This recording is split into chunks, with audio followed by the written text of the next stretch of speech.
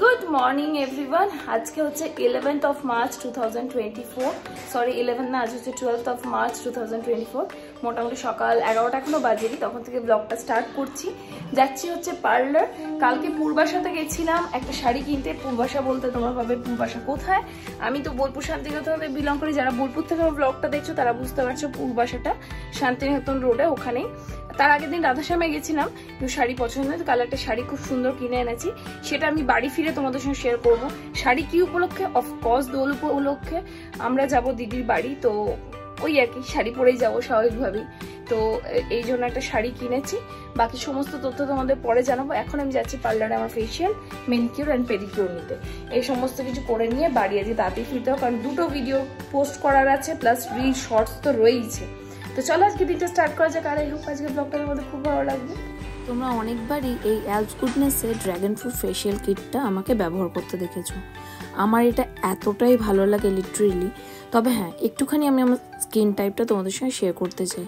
যেহেতু fair skin tone, সেহেতু পিগমেন্টেশনের ধাত আমার রয়েছে। যেহেতু আমি অনেকটা বেশি টেক কেয়ার করি, সেহেতু এখনও পিগমেন্টেশন বা সেরকমভাবে ফ্রেকলস আমার স্কিনে আসেনি। তবে হ্যাঁ, একটা কথা বলবো, শুরু হয় এক একটা দাগ হতে শুরু হলে আমি কিন্তু ওটাকে একটা এক্সট্রা কেয়ার দিই। আর তার সঙ্গে এখানে দেখো, এই যে অ্যালস গুডনেসের যে ড্র্যাগন ফ্রুট ফেশিয়ালটা আছে, এটা যদিও একদমই প্রফেশনাল প্রোডাক্ট নয়, তবে রেগুলার ইউজের জন্য তোমরা এটা ইউজ করতে পারো। এবার যেহেতু এটার সঙ্গে আমি নানান রকম ট্রিটমেন্টস নিজের স্কিনে করিয়ে থাকি, সেহেতু এটা অনেক বেশি এফেক্টিভ হয় আমার স্কিনের জন্য। অ্যালস গুডনেসের এই ড্র্যাগন ফ্রুট ফেশিয়ালটা specially formulated for pigmented skin. ফিরে সমস্ত ব্লগ ভিডিও পোস্ট করে না, এবার আমি রেডি হয়ে চললাম বাজারে। পরশুদিন দোল, ভাবছি কিছু রং টং কিনে নিয়ে আসবো, আরো কিছু টুকিটাকি জিনিস দরকার আছে, সেগুলো কিনে আনার আছে আর কি আমার শুট পারপাস। হ্যাঁ, অবশ্য শুট মানেই খাওয়া দাওয়া, কারণ আমি বেসিক্যালি ফুড ব্লগার বলতে পারো, বা ফুড কন্টেন্ট ক্রিয়েটার হিসেবে ফুড কন্টেন্ট ক্রিয়েটার বলতে পারো। তো সেই জন্য কালকে আরো কটা রেসিপি শুট করবো। ইভেন কালকেই আমাদের বেরোনোরও আছে, তো পেন্ডিং কাজগুলো করে নিয়ে যাবো, নাহলে তো রেসিপি তোমাদের দিতে পারবো না। সেই জন্য তো দেখি, এইদিকে আবার আমাকে এই গেটটা লাগিয়ে বেরোতে হয়। আমার যে বাচ্চা বাচ্চাগুলো আছে না, এত বদমাস, কি বলবো তোমাদের। তালাটা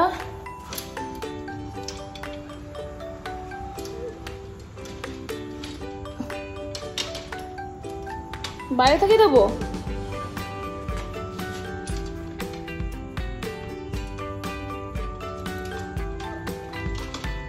মোটামুটি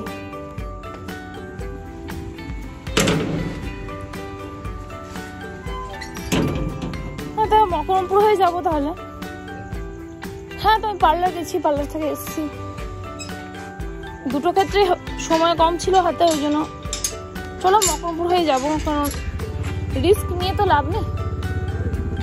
হ্যাঁ, একবার গেছি আর একবার এসেছি, মানে পার্লার ব্যাস।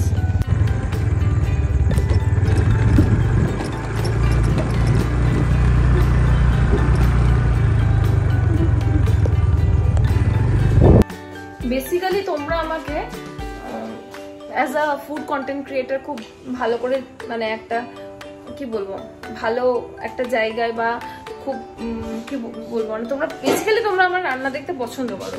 তো যাই হোক, এই রাঁধুনিরই সব কিছু ঠিক হয়, বাট প্রবলেম হয় রসগোল্লায়। সো আজকে প্র্যাকটিসিং এর জন্য আমি নিয়ে এসেছি পনির। একটু অন্যভাবে করবো, দেখি ওটা যদি ওইভাবে হয় তাহলে সেইভাবে রেসিপিটা শেয়ার করবো তোমাদেরকে, যাতে রসগোল্লা বানাতে প্রবলেম হয়। তবে আশা করি যদি আমার এই রেসিপিটা বা আমার এই ট্রায়ালটা যদি হিট হয়ে যায়, তাহলে আশা করি তোমাদের সঙ্গে আমি এর প্রপার রেসিপিটা শেয়ার করতে পারবো সাগরিকা ডায়েরি চ্যানেলটা। এখন আপাতত আমি চিনির সেরা তো করবো না, রসগোল্লা যেটা থাকবে সেইটা, মানে যেটাতে রেস্ট করতে দেবো সেইটার চিনির সেরাটা বানিয়ে নেবো। এবারে গ্যাসটা অফ করে দেবো। এইখানে আমি নিয়েছি পনির। এবার এটাকে আজকে একটু অন্যরকম ভাবে মাখবো, যাতে কোনো রকম ক্র্যাক না পড়ে। দেখো, এদিকে আমার রসগোল্লা রেডি হচ্ছে, এইদিকে চিকেন এয়ার ফ্রাই করবো আমি। দিয়ে দিয়েছি এয়ার ফ্রায়ারে, এখন সেট করে দিয়েছি, ওয়েট করে নেবো। এটাই রাতে খাবো আজকে। বার করা ছিল চিকেনটা, যেহেতু সবাই মিলে ভাগাভাগি করে খেলাম, সেই জন্য আমি নিয়ে নিলাম রুটি, একটু আলুর তরকারি, সঙ্গে নিলাম চিকেন। তো যাই হোক, মানে চেষ্টা করছি যতটা নিজের প্রোটিন রিচ ডায়েটে ফিরতে পারি, তবে মাঝে মধ্যে একটু প্রবলেম তো হচ্ছে। তো খেতে খেতে রাতেবেলা সবাই আমরা রাতেবেলা একটু গল্প টল্প করি, কারণ সারাদিনে যে যার নিজের কাজে ব্যস্ত থাকি, বুঝতেই পারছো সবার আলাদা আলাদা কাজ। ইউভি নিজে পড়াশুনো ব্যস্ত, স্কুল নিয়ে ব্যস্ত, সুইট তো নিজে স্কুল নিয়ে ব্যস্ত, আমি আমার শ্যুট, তারপর পার্লার, এই সমস্ত কিছু নিয়ে ব্যস্ত। যাই হোক, তোমরা যারা যারা ওয়েট লস করতে চাইছো তারা কিন্তু আমার কাছ থেকে জানতে পারো। যদি জানতে ইচ্ছুক অবশ্যই আমাকে কমেন্টসে জানিও, কারণ আমি অনেকটা ওয়েট লস করে নিয়েছিলাম। সো বেসিক্যালি অনেক কষ্টের পরে ফাইনালি আজকে আবারও আমার দ্বারা রসগোল্লা হয়নি। অনেক কিছু সব সুন্দরভাবে হলো, বাট ফাইনালি আফটার রেজাল্ট ঠিক হয়নি। সো আমি বুঝতে পেরেছি আমার ভুলটা কোথায় হয়েছে। Almost there, but not in a perfect way, সেই জন্য হয়নি। সেই জন্য বলেও দিলাম, তোমাদের দেখে মনে হতে পারে যে একদম পারফেক্ট, বাট না, দেখে বুঝতেই পারবে যে এটা কেমন গন্ডগোলটা হয়েছে। আর আমি জানি আমার ভুলটা বুঝতে পেরেছি, তো কালকে বা পরশু আবারও ট্রাই করবো। আপাতত এটা খেতে তো খুব ভালো হয়েছে সবাই বললো, but it's not at that, মানে যেটা দরকার সেটা কিন্তু অ্যাকচুয়ালি হয়নি। তো এই একটা জিনিস আমার দ্বারা কিছুতেই হচ্ছে না। তো আমি কিপ ট্রাইং করবো, যতক্ষণ না পারফেক্ট রেসিপিটা পাচ্ছি ঠিকঠাক, ততদিন না তোমাদের সঙ্গে শেয়ার করতে পারবো না। তো যদিও আমি এটা আমার ব্লগ চ্যানেল, আমি শাউরিকা ডায়েরিতে আমার সমস্ত রেসিপি শেয়ার করি। তো ওয়েট করো, হয়তো জিনিস কিছু নষ্ট হচ্ছে, বাট আফটার রেজাল্ট আশা করি ভালো হবে। বিগত 3-4 বছর ধরে আমার দ্বারা রসগোল্লার পাক কিছুতেই হয় না। তো প্লিজ আমাকে সাজেস্ট করো, যদি কেউ ভালো রসগোল্লা বানাতে পারো, সাজেস্ট করো যে অ্যাকচুয়ালি কীভাবে রসগোল্লা বানাতে, যাতে একদমই ফাটবে না, ফুলবে সুন্দর করে, কতটা কি টাইম, যদি কেউ একটু পারো তোমাকে সাজেস্ট করো প্লিজ। তো সকালবেলা তোমাদের বলেছিলাম যে আমি আমার শাড়ি টাড়ি যা যা কিনেছি সেগুলো সবটাই দেখাবো, বাট সেটা আমি আর আজকে দেখাচ্ছি না, কারণ গতবারও শাড়ি দেখালাম সরস্বতী পুজোর দিন, বাট আর যাওয়া হয়নি। তো সেরকমভাবে আর কিছু আলাদা করে দেখাচ্ছেন, যেদিন রেডি হবো একবারে তোমাদের দেখাবো এবং বৃত্তান্ত সব বলে দেবো। আপাতত ব্লগটা আমি এন্ড করছি না, কালকে গিয়ে এন্ড করবো। তোমাদের সঙ্গে দেখা হচ্ছে একদম কাল সকালবেলায়। এখন ঘুমোতে যাই। আমি সত্যিই জানি না, যখনই আমার লাইফে সব কিছু সর্টেড থাকে তখনই কেন এত প্রবলেম অ্যারাইজ করে। যাই হোক, প্রবলেমটা একদিকে থাক, আমি দুপুরবেলা থেকে আবার ব্লগটা স্টার্ট করলাম, কারণ 2 দিন ধরে ব্লগটা চলছে। তো আমি এম ক্যাফে থেকে কয়েকটা প্রোডাক্ট জাস্ট অর্ডার করেছি, এখানে গল্প করতে করতে এটা আনবক্স করে নিচ্ছি। আর আজকে রাতে যাব হচ্ছে দিদির বাড়ি, মানে ইউভির পিসির বাড়ি। দোল উপলক্ষে এবার আমরা ওখানেই দোল সেলিব্রেট করব। তো সেই জন্য টুকটাক খাবার টাবারও তৈরি করেছি দিদিদের কাছে নিয়ে যাওয়ার জন্য। তো সেইগুলো তো করলাম, তারপর দেখলাম এম ক্যাফে থেকে পার্সেল চলে এসছে, তো সেটা আনবক্স করে নিয়ে কী এসছে তোমাদের সঙ্গে একটু শেয়ার করি। যদিও নিউলি লঞ্চ কিছু প্রোডাক্টসে আমি অর্ডার করেছি, যেগুলো ভীষণভাবে ইনস্টাগ্রামে একটা হাইপ ক্রিয়েট করছিল। তো আমারও খুব কিউরিওসিটি ছিল যে হ্যাঁ আমি ইউজ করব। যখন বিউটি কন্টেন্ট ক্রিয়েটার ছিলাম তখন অনেক বেশি বেশি প্রোডাক্টস অর্ডার করতাম। এখন তো পার্লারের প্রোডাক্ট সেটা আলাদা হয়, আর নিজের জন্য যেটুকু দরকার লাগে যে সেইটুকুই অর্ডার করি। তবে হ্যাঁ, তোমরা আমাকে একটা জিনিস বলো, তোমরা কি আমার বিউটি কন্টেন্ট ক্রিয়েট করাটা দেখতে চাও? যদি দেখতে চাও অবশ্যই কমেন্টসে জানিও, তাহলে আমি অবশ্যই একটা আলাদা পেজ ক্রিয়েট করবো। সবটাই তোমাদের উপর নির্ভর করছে।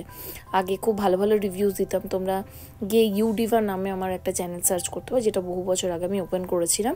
তো সেই ধরনের রিভিউজ বা কিছু বা মেকআপ বা DIY তোমরা যদি জানতে চাও, দেখতে চাও ভিডিওস, অবশ্যই আমাকে নিচে কমেন্টসে জানিও। যাই হোক, অনেক তো গল্প করলাম, গল্প করতে করতে তোমাদের বলে দিই, এই যে 3টে প্রোডাক্ট আছে, রাসবেরির বডি ওয়াশ, রাসবেরির একটা বডি স্ক্রাব আর একটা মাস্ক, এই 3টেই খুব ভাইরাল প্রোডাক্ট এম ক্যাফেনের পক্ষ থেকে। তো আমি চেষ্টা করবো এগুলোর একটু একটু করে রিভিউ তোমাদের সাথে যাতে শেয়ার করে দিই, এবং অনেস্ট রিভিউ। আমি মোটামুটি সেই প্রোডাক্টগুলোই রিভিউ দিই যেগুলো তোমাদের জন্য সুইটেবল হবে, আর স্যুট না করলে সেটাও জেনারেলি জানিয়ে দিই। আর এখন এম ক্যাফেনে বাই 1 get 1 অফার চলছে, তোমরা যদি কেউ যাও গিয়ে নিতে পারো। আমার এম ক্যাফেনে সবথেকে বেস্ট প্রোডাক্ট বলতে পারো ওই কফি স্ক্রাব, যেটা পাউডার স্ক্রাব, সেটা কিন্তু সবথেকে বেস্ট অ্যান্ড বেস্ট। আর এই মাস্কটা ইউজ করার আমার খুব ইচ্ছা আছে, তবে আমার এটাও ইচ্ছা আছে যেটা আমি ফাইনাল ভার্ডিক্ট তোমাদের সামনেই শেয়ার করব। এখন আমি একদমই ইউজ করিনি, কারণ বিফোর আফটার আমি এখানে শেয়ার করতে চাই তোমাদের সঙ্গে, তাহলে আশা করি তোমাদেরও রেজাল্টটা বুঝতে সুবিধা হবে। কেন এখানে ভয়েস ওভারে কথা বলছি জানো তো? কারণ মনটা আমার একেবারেই ভালো নেই, জাস্ট তোমাদের দেখিয়ে দিলাম, মনে হলো পরে আমি এখানে তোমাদেরকে দেখিয়ে দেবো আর কি, বলে দেবো ভয়েস ওভারে। যাই হোক, দেখো স্টেশন চলে এসেছি, এটা আমাদের বোলপুরের প্রান্তিক স্টেশন। এখান থেকে আমি রেডি হয়ে আজ যাচ্ছি বর্ধমান। তো সেই জন্য দুপুরবেলা ব্লগ অন করেছেন, কিন্তু পুরোটাই ভয়েস ওভারের মাধ্যমে তোমরা শুনেছো। এখন থেকে একটু সামনাসামনি কথা বলি। তো আজ যাচ্ছি, ট্রেনেই যাচ্ছি বর্ধমান দিদির বাড়ি। আমাদের প্রান্তিকের অবস্থা দেখো, কি লেভেলের ভিড় স্টেশনে, বুঝতে পারছো? কাল দোল, সেই উপলক্ষে আমাদের এখানে তো হচ্ছে না এবছর, কিন্তু ভিড়টা জাস্ট দেখো।